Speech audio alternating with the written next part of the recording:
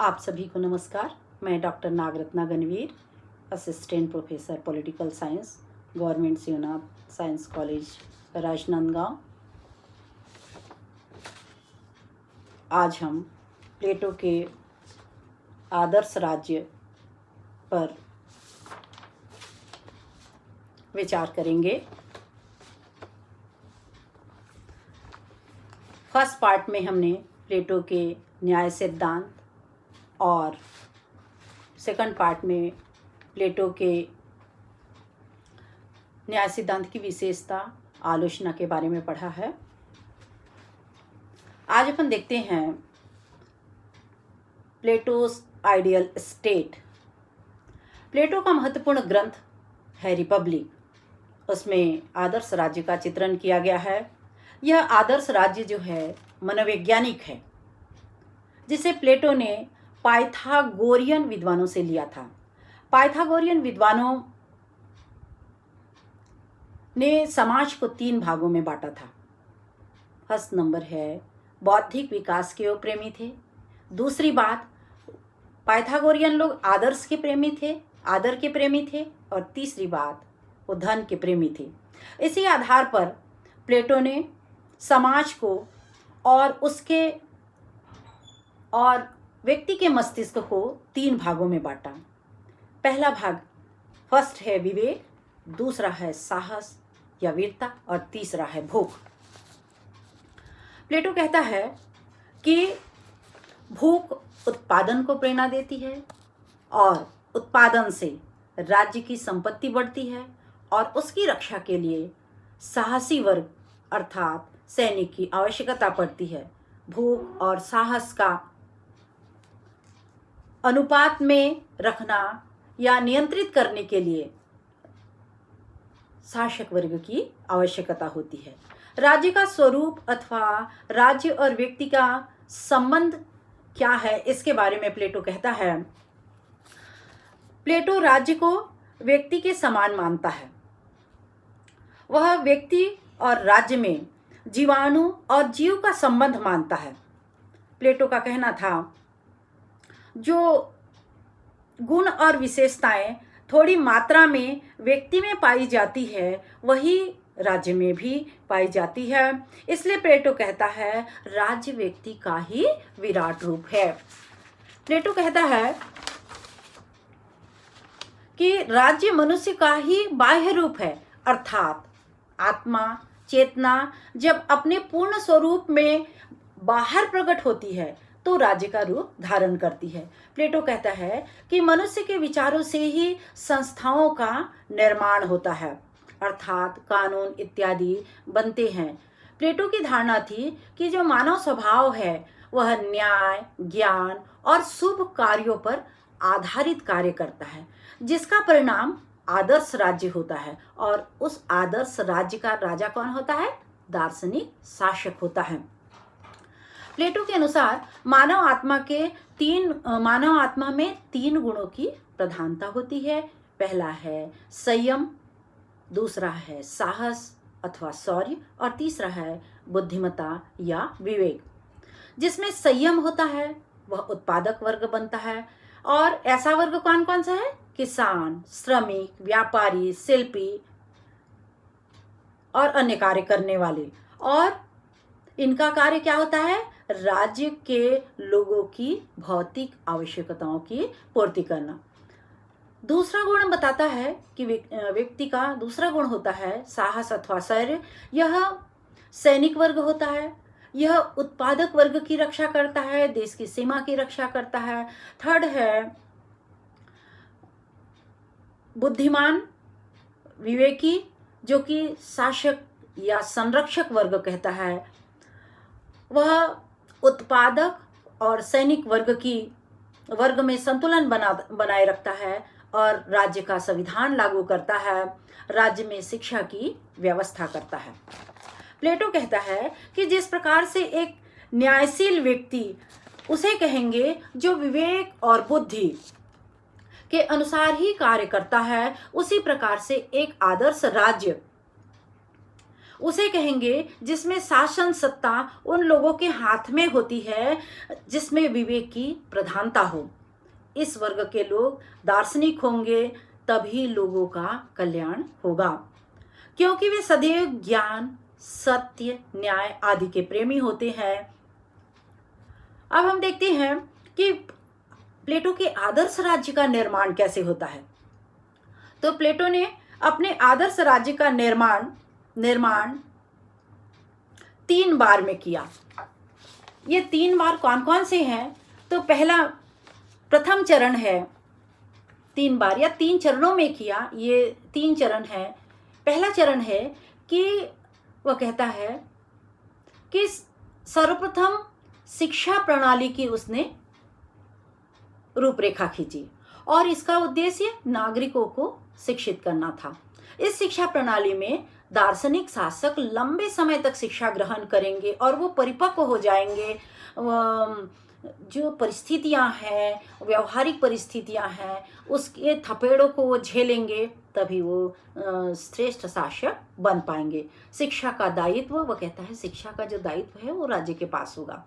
दूसरा चरण है राज्य निर्माण के लिए संपत्ति से 2 वर्गों को वंचित कर देता है। कौन कौन से वर्ग? एक है सैनिक वर्ग और दूसरा है शासक वर्ग।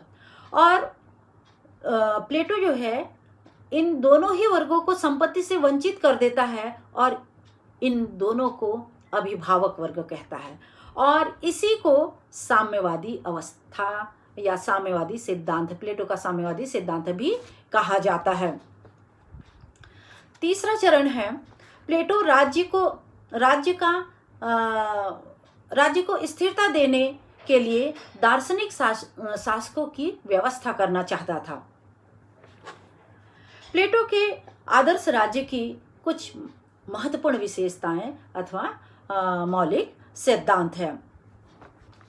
प्लेटो ने अपने रिपब्लिक में दार्शनिक राजा और शासन का जो आदर्श रखा, उसकी कई महत्वपूर्ण विशेषताएं हैं। पहला है दार्शनिकों का शासन। दार्शनिक शासक राज्य के हितों के साथ स्वयं के हितों की ओर ध्यान रखेगा। जिस प्रकार जहाज की सुरक्षा जहाज का चालक रखता है, जहाज के चालक पर निर्भर करती है, उसी प्रकार राज्य की सुरक्षा भी कुशल शासक पर निर्भर करती है। यह सत्य का साक्षात्कार करने वाला दार्शनिक शासक होगा और तभी राज्य का निर्माण बहुत अच्छे से करेगा, राज्य का कल्याण होगा। अज्ञानी लोगों, कहता है कि अज्ञानी लोग राज्य में अव्यवस्था फैलाएंगे और इससे राज्य का विकास संभव नहीं होगा। प्लेटो के आदर्श राज्य की दूसरी महत्वपूर्ण विशेषता है निरंकुशता असीमित नहीं है।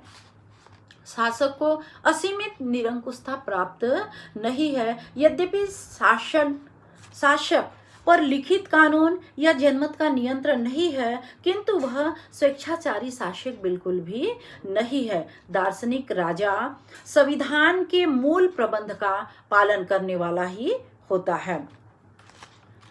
नेक्स्ट नंबर है प्लेटो के आदर्श राज्य की विशेषता। आदर्श राज्य में न्याय होता है। वह कहता है कि आदर्श राज्य जो होगा वहाँ न्याय होगा, क्योंकि प्रत्येक व्यक्ति जो है अपने जो उसको कर्तव्य सौंपे गए हैं उन कर्तव्यों का निरंतर पालन करते रहेगा और तभी राज्य में न्याय की स्थापना होगी। नेक्स्ट नंबर है नागरिकों के लिए 3 वर्ग। प्लेटो ने अपने आदर्श राज्य में नागरिकों के लिए 3 वर्ग बनाए। ये 3 वर्ग हम पिछले पार्ट में पढ़ चुके हैं, फिर भी मैं बताना चाहूँगी कि शासक वर्ग, सैनिक वर्ग और उत्पादक वर्ग। शासक वर्ग और सैनिक वर्ग को उच्च वर्ग या अभिभावक वर्ग का वह नाम देता है। अगली विशेषता है आदर्श राज्य की कार्यात्मक विशेषीकरण का सिद्धांत। प्लेटो ने अपने आदर्श राज्य में कहा कि जिस व्यक्ति में जिस गुण की प्रधानता होती है, वो जिस काम को करने में अभिरुचि रहता है, जिस कार्य को करने में वह एक्सपर्ट होता है, उसको उसी कार्य को अच्छे से करना चाहिए, तभी राज्य का निर्माण होगा और वह राज्य आदर्श राज्य होगा। नेक्स्ट नंबर है शिक्षा व्यवस्था पर शासकों का नियंत्रण। प्लेटो आदर्श राज्य में कहता है कि शिक्षा व्यवस्था पर राज्य का नियंत्रण होगा, शिक्षा देना राज्य का काम होगा, और जब राज्य के द्वारा शिक्षा दी जाएगी तो वह सुनियोजित और नियंत्रित शिक्षा होगी। नेक्स्ट नंबर है कुरुचिपूर्ण कला तथा साहित्य पर प्रतिबंध। प्लेटो के आदर्श राज्य की महत्वपूर्ण विशेषता यह है कि वह चाहता था कि कला और साहित्य जो है उस पर प्रतिबंध होना चाहिए, क्योंकि उसका उद्देश्य नवयुवकों पर किसी प्रकार का अनैतिक प्रभाव डालने वाली चीज़ों का असर न हो, यह उसका मानना था। और वह कहता है कि केवल श्रेष्ठ साहित्य और कलाएं ही प्रकाश में आने चाहिए, तभी आदर्श राज्य का निर्माण होगा। नेक्स्ट नंबर है आदर्श राज्य में साम्यवादी व्यवस्था। प्लेटो ने अपने आदर्श राज्य में साम्यवादी व्यवस्था का प्रतिपादन किया। वह कहता है अभिभावक वर्ग के लिए संपत्ति और परिवार रखने की कोई जरूरत नहीं है। हम जानते अभिभावक वर्ग किसे कहा जाता है? सैनिक वर्ग और शासक वर्ग। सैनिक और शासक वर्ग, इसे संरक्षक वर्ग भी कहते हैं, अभिभावक वर्ग भी कहते हैं। और इन लोगों के ऊपर साम्यवादी व्यवस्था होगी, ये परिवार और संपत्ति से वंचित रहेंगे। तो इस तरह प्लेटो कहता है कि अगर वो परिवार और संपत्ति परिवार के बीच में रहेंगे तो उसकी चिंता रहेगी, संपत्ति अगर उनके पास होगी तो आज जितना है उसको कैसे बढ़ाएं, इसकी चिंता, या चोरी हो जाएगी इसकी चिंता रहेगी। इसलिए वह कहता है कि ये दोनों ही वर्गों को इससे माया मोह से, परिवार और संपत्ति के मोह से वो दूर रखना चाहता है, और इस तरह आदर्श राज्य का निर्माण करना चाहता है। अगली विशेषता है प्लेटो के आदर्श राज्य की, नर नारियों को समान अधिकार। आदर्श राज्य में प्लेटो ने महिलाओं को पुरुषों की भांति ही अधिकार प्रदान किया। शिक्षा, जीवन यापन, शासन का समान अधिकार पुरुषों की तरह ही महिलाओं को प्रदान किया। नेक्स्ट नंबर है सर्वाधिकारवादी राज्य। प्लेटो का आदर्श राज्य अपनी प्रकृति से ही सर्वाधिकारवादी है, क्योंकि व्यक्ति के जीवन के सभी क्षेत्रों को अपने नियंत्रण में वह रखना चाहता है। प्लेटो के आदर्श राज्य की धारणा के बारे में वेपर कहता है कि उचित नेतृत्व, उचित सुरक्षा, उचित पोषण आदर्श राज्य के अपरिहार्य तत्व हैं।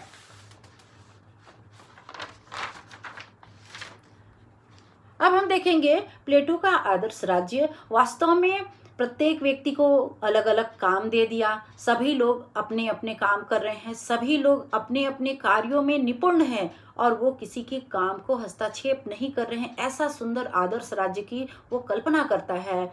और उसके बावजूद भी प्लेटो के आदर्श राज्य की अनेक आलोचनाएं की गई, अनेक दोष निकाले गए।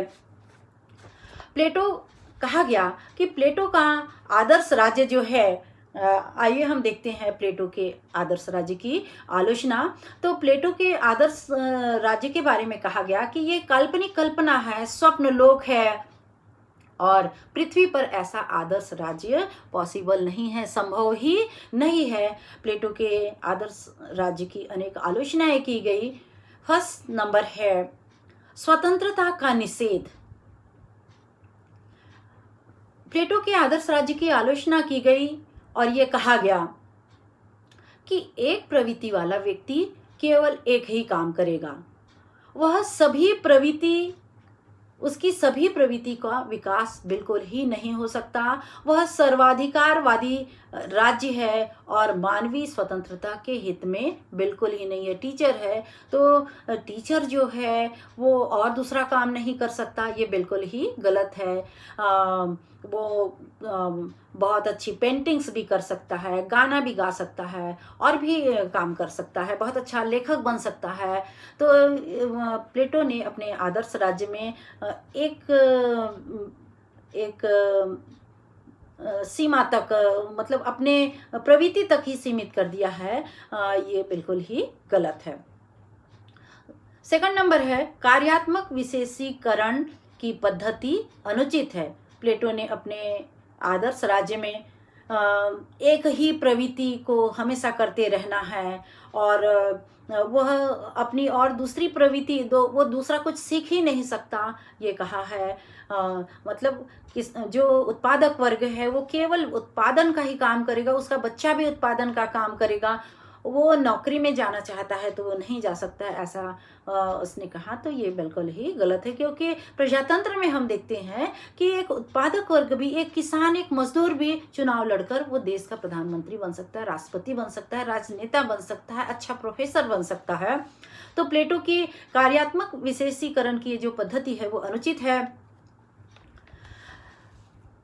थर्ड नंबर है व्यक्ति और राज्य की समानता को अत्यधिक महत्व। प्लेटो ने अपने सिद्धांत में आदर्श राज्य में मानवीय आत्मा के तत्वों के आधार पर ही राज्य के नागरिकों को 3 भागों में बांट दिया है, जो कि बिल्कुल ही व्यवहारिक है। व्यक्ति और राज्य में इस प्रकार की समानताओं से अनेक शंकाएं भी उत्पन्न हो सकती हैं। इस तरह से आलोचना की गई। और इसी तरह से अगली आलोचना हम देखते हैं उत्पादक वर्ग की नितांत उपेक्षा। प्लेटो ने उत्पादक वर्ग को उच्च शिक्षा का अधिकार नहीं दिया है। उत्पादक वर्ग को केवल उत्पादन करने तक ही सीमित कर दिया है, इससे उसके व्यक्तित्व का विकास नहीं हो पाएगा। इसी प्रकार से अगली आलोचना है शासक वर्ग की निरंकुश सत्ता। प्लेटो ने अपने आदर्श राज्य में कानूनों और नियमों का पूर्ण अभाव रखा है। वह केवल आत्मा का आंतरिक गुण मानता है। व्यक्ति चाहे कितना भी बुद्धिमान हो, यदि उस पर नियंत्रण नहीं रहा तो मानवीय स्वभाव के अनुसार उसमें अनेक दोष आना स्वाभाविक है। बारकर यहाँ पर कहता है कि प्लेटो का जो आदर्श राज्य है वह प्रबुद्ध निरंकुशतावाद की उसे संज्ञा देता है। प्लेटो की आदर्श राज्य की अगली आलोचना है क्रांति की संभावना। जनता स्वतंत्रता, समानता, भाईचारा चाहती है और उत्पादक वर्ग को यहाँ पर केवल तुम काम करो, कृषि का काम करो और बाकी काम करो कहता है। सैनिक वर्ग केवल देश की रक्षा करेगा कहता है। शासक वर्ग केवल शासन के काम करेगा, उसमें कोई हस्तक्षेप नहीं कर सकता, इस तरह कहता है। तो इससे क्रांति की समाज में, देश में क्रांति की संभावना हो सकती है। नेक्स्ट नंबर है प्रजातंत्र का निषेध। दार्शनिक राजा का शासन प्रजातंत्र के बिल्कुल विपरीत है, क्योंकि प्रजातंत्र जनता के लिए और जनता के द्वारा शासन होता है। जनता क्या चाहती है और जनता को अधिक से अधिक सुविधाएं किस तरह प्रदान करना है, जनता स्वयं उसमें भाग लेती है और तभी जनता का विकास हो सकता है। तो ये प्लेटो का जो आदर्श राज्य है ये प्रजातंत्र के विपरीत है। इसी तरह से अगला एक दोष है न्याय सिद्धांत दोषपूर्ण व एकांगी है। इसमें केवल कर्तव्यों का उल्लेख किया गया है, अधिकारों का उल्लेख नहीं है। प्लेटो के आदर्श राज्य की एक और आलोचना की गई और ये कहा गया कि शासन के लिए आवश्यक तत्वों की उपेक्षा। प्लेटो के आदर्श राज्य में कानूनों की कोई बात नहीं कही गई है, केवल नैतिकता की बात कही गई है। वहाँ कौन पदाधिकारी, सरकारी पदाधिकारी नियुक्त होंगे, न्यायालयों का प्रबंध होगा और जो कानूनों का पालन नहीं करेगा उसको किस तरह दंड दिया जाएगा, इस तरह का कोई भी उसने अपने आदर्श राज्य में वर्णन नहीं किया है। और इन तत्वों की कोई उचित व्यवस्था नहीं है। राज्य का कार्य संचालन इससे संभव नहीं हो सकता। एक आदर्श राज्य का कार्य संचालन इस प्रकार से, अगर कानून नहीं है, कानून का पालन न करने वालों को दंड की व्यवस्था नहीं है, तो आदर्श राज्य नहीं बन सकता है। इसी प्रकार से एक और आलोचना की गई कि दास प्रथा के संबंध में प्लेटो मौन है। प्लेटो के आदर्श राज्य के का एक और दोष निकाला गया और कहा गया कि प्लेटो का आदर्श राज्य तत्कालीन समाज के लिए उपयुक्त नहीं है, क्योंकि वह उत्पादक वर्ग को दास बना के रखना चाहता है कि तुम केवल उत्पादन करोगे, सैनिक और शासक के उनके खाने पीने रहने की व्यवस्था करोगे, तो इससे एक वर्ग जो है, एक उत्पादक वर्ग जो है, वह केवल दास बन के रह सकता है। इस तरह प्लेटो ने दास प्रथा की मौन स्वीकृति दी। इस तरह प्लेटो के आदर्श राज्य की अनेक आलोचनाएं की गई। अरस्तु के द्वारा भी प्लेटो के आदर्श राज्य की आलोचना की गई। अरस्तु ने प्लेटो के आदर्श राज्य की आलोचना की और कहा कि प्लेटो की साम्यवादी योजना मानवीय प्रकृति के मूलभूत सिद्धांतों के बिल्कुल विपरीत है। साम्यवादी व्यवस्था मतलब उत्पादक वर्ग उनके लिए परिवार की भी व्यवस्था करेगा, संपत्ति की भी व्यवस्था करेगा, ये कहा है, ये बिल्कुल ही गलत है।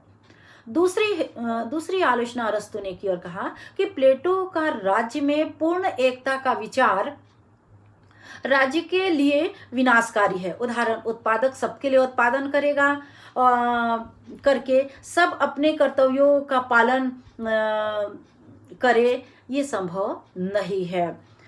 तीसरी आलोचना है, प्लेटो के आदर्श राज्य में निम्न वर्गों की उपेक्षा की गई है और दार्शनिक राजा की योग्यता भी यहाँ पर संदिग्ध है कि विवेकी जो व्यक्ति है, बुद्धिमान व्यक्ति है, वो देश का बहुत अच्छा शासन संचालन करेगा, बहुत अच्छा वो शासक होगा और इससे राज्य का आदर्श राज्य का निर्माण होगा, यह भी संदेह है। दार्शनिक राजा भी गलती कर सकता है। आदर्श राज्य का शाश्वत सत्य भी है। प्लेटो की अनेक आलोचनाएं की गई, उसके बावजूद भी हम देखते हैं कि प्लेटो के आदर्श राज्य का महत्व है, क्योंकि शासन एक कला है और सभी शासन को चलाने योग्य नहीं होते हैं। शासक के लिए विशेष प्रकार की शिक्षा दीक्षा की आवश्यकता है। फोस्टर ने भी यहाँ पर कहा कि प्लेटो के संपूर्ण राजनीतिक विचारों में दार्शनिक राजा की धारणा बिल्कुल ही मौलिक है।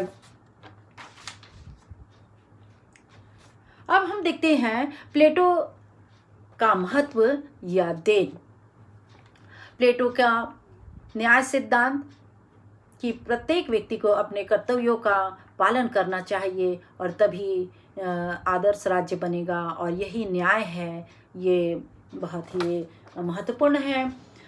दूसरा है कार्यात्मक विशेषीकरण का सिद्धांत कि प्रत्येक व्यक्ति को जिस काम में रुचि है, जिस कार्य में वह एक्सपर्ट है, वही उसे करना चाहिए, यह भी बहुत ज़्यादा महत्वपूर्ण है। प्लेटो की तीसरी महत्वपूर्ण देन है बुद्धि का शासन। वास्तव में बुद्धिमान व्यक्ति, विवेकशील व्यक्ति ही देश के शासन का संचालन बहुत अच्छे ढंग से कर सकता है। चौथी महत्वपूर्ण देन है स्त्री और पुरुष को उसने समानता का अधिकार दिया, और स्त्री और पुरुष को समानता दिए बिना देश की प्रगति संभव नहीं है। और अगली महत्वपूर्ण देन है संपत्ति का साम्यवाद। उसने कहा कि बहुत ही प्लेटो दार्शनिक था, बहुत दूरदर्शी था। उसने उस जमाने में देखो ये कहा था कि शासक वर्ग और सैनिक वर्ग के पास अगर संपत्ति होगी तो वो उसी के मोह में लगेंगे। परिवार के, मेरे बच्चे बीमार है, पत्नी को ये ला के देना है, परिवार के लिए मुझे और क्या क्या करना है, इसकी चिंता रहेगी। और संपत्ति रहेगी तो उसको बढ़ाने की या संपत्ति की चोरी की चिंता रहेगी। तो ये दोनों ही चीज़ों को उसने इन दोनों वर्गों के लिए, अभिभावक और संरक्षक वर्ग कहता है, इससे दूर रखता है। प्लेटो राजनीतिक दर्शन में सर्वाधिक प्रभावशाली दार्शनिक था। वह समस्त विश्व के राजदर्शन का आधार बना हुआ है। मैक्स इस संबंध में कहता है, उसकी रचनाएं 24 शताब्दियां बीत जाने के बाद आज भी आदर के साथ पढ़ी जाती हैं और उससे प्रेरणा ग्रहण की जाती है और इनके आधार पर अपने मतों की पुष्टि की जाती है। किसी विचारक की अमरता और महानता का इससे अधिक प्रबल प्रमाण और कुछ भी नहीं हो सकता है। यहाँ पर कैटलिन भी कहता है प्लेटो दर्शन का पोप है। एमर्सन ने भी इसी तरह से कहा प्लेटो दर्शन है और दर्शन ही प्लेटो है। निसंदेह हम प्लेटो के निसंदेह हम देखते हैं कि प्लेटो का राजनीतिक दर्शन बहुत ही महत्वपूर्ण है और शाश्वत है और आने वाली पीढ़ी प्लेटो से हमेशा प्रेरणा ग्रहण करती रहेगी। आप सभी को बहुत बहुत धन्यवाद। हमने इस प्लेटो के आदर्श राज्य पर चर्चा करने के लिए श्याम सुंदरम, सीपी शर्मा, पुखराज जैन की राजनीति विज्ञान की बुक का सहारा लिया है। और आप भी और डिटेल में पढ़ना चाहते हैं तो इस बुक से आप पढ़ सकते हैं। बहुत बहुत धन्यवाद।